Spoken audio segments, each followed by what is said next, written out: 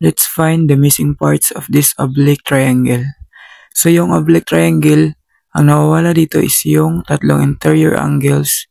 So, in order for us to solve for the missing interior angles, gagamit tayo ng cosine law. So, let's solve for angle A. So, para ma-solve yung angle A, gagamit tayo ng formula for angle A. Angle A equal cosine B squared plus C squared minus A squared all over 2BC. Tapos, let's substitute the corresponding side dun sa formula.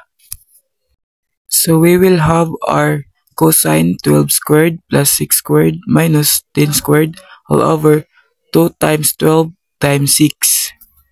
So, let's encode the scientific calculator and then we will have the value of angle A which is equal 50.25 degrees.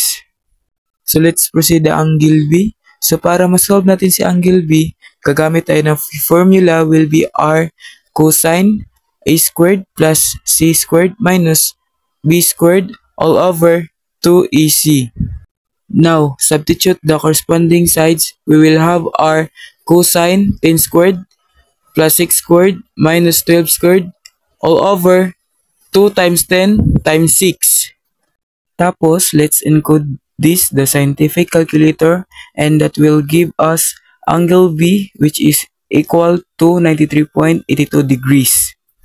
Now, to get the measurement of angle C, we will use the formula 180 degrees minus the sum of our angle A and angle B.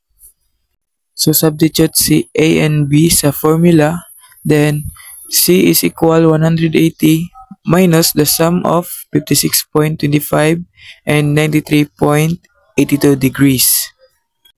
Now, combine and that will give us the measurement of angle C which is equal to 29.93 degrees.